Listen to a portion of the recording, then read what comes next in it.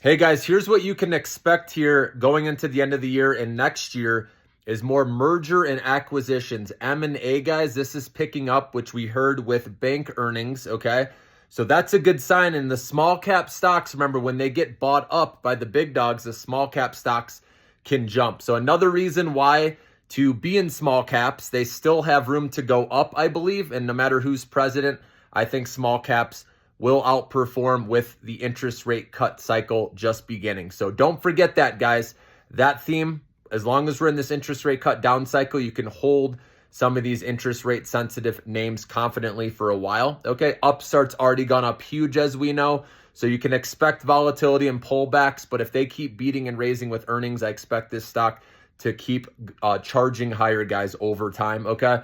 But so those plays I think will be okay. And like I said, merger and acquisitions, I'm not saying, they'll get bought out, but you never know, right?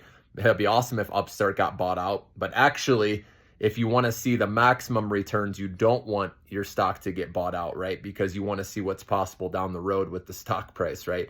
So we'll see if Upstart goes at it alone the entire time. I'm actually hoping for that. But if they get bought out, the stock will shoot up big depending on what the deal's worth, right? But anyways, merger and acquisition activity, you can expect more of that. Also, IPO activity, we're going to have more companies coming out doing initial public offerings, okay? So that could keep the rally and the excitement going into 2025.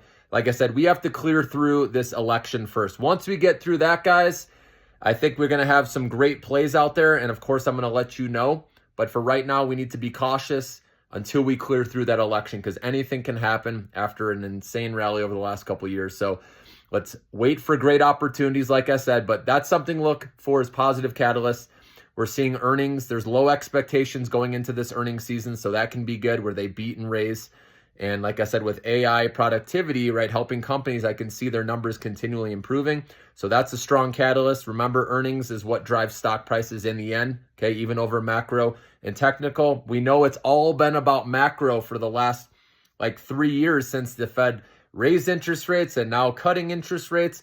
But eventually we'll get to that point where we stay put, and then it can get more back on track to the earnings front, right, and the fundamentals of companies and the technicals, which technicals still matter. It all matters, guys. The macro, the fundamental, and the technical, right? It forms the stool, as we like to say. If one of those legs gets knocked out, it can affect the stock market, right?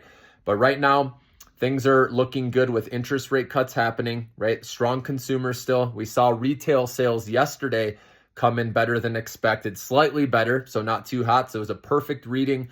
And so everything's lining up right now. The jobs reports, right? Jobless claims have been okay as well. We're showing a strong labor market, okay? That factored in with interest rate cuts is why these small cap stocks can continue to outperform, okay? And like I said, around the election, some people may be more fearful of semiconductor names, right? If Trump has a problem with China, it's going to affect some of these semiconductor stocks that have exposure to China, right? And these bigger companies have operations overseas. So I still think the play where you're going to see more upside is in the small cap names, okay? Ideally in the AI sector, because regardless of who's president, they want to spend, on infrastructure in the U.S. and more importantly, AI infrastructure. So that's why I like, as NVIDIA, right? Vertiv Holdings, Vistra Corp, that covers AI, the AI chip boom that NVIDIA is leading the picks and shovel play.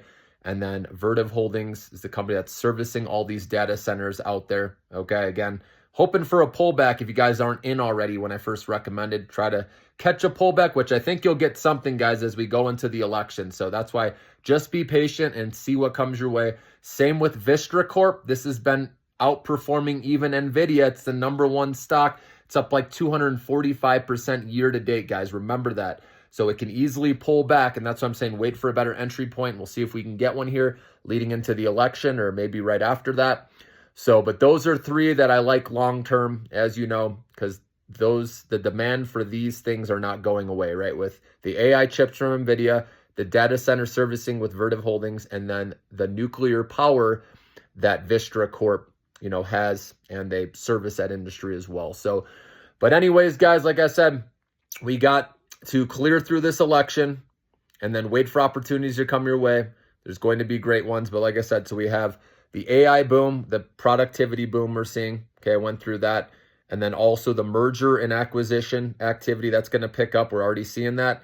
And then also you have the IPOs that will be coming out, and that usually keeps the sentiment strong as well. So, but once we clear through all that, 2025 can be an okay year, but then we really, I think, need to be cautious 2026. The moment this whole AI boom has a pause and sells off is when the mega cap companies say we're slowing down our spending on AI. Once that happens, that's your signal that you want to take profits, okay, or get out of the way. Like I said, if you're more of a short to medium term trader. If you're holding long, though, you're going to have to hold through all that, right? There's going to be that point, right, where there's a slowdown because, right, you can't have huge growth forever, right? Eventually supply catches up to demand with the AI chips, and that's when you're going to see a big sell-off, and a lot of people will get out of the way. And you never know how low NVIDIA, for example, in these AI stocks can go. But that's just going to be another opportunity, in my opinion, to add more on the dip into your long-term account. Because like I said, if you ever want to see those exponential gains one day, you have to play it that way. You can't ever sell. You just buy the big dips along the way and see what happens 10, 20 years from now, okay? But anyways, that's what I see happening. We got some positive catalysts. This rally can continue once we clear through the election into the end of the year and into next year. We will pick our moments, guys. That's what I'm here for. I will let you know when there's good entry points. Have a great day.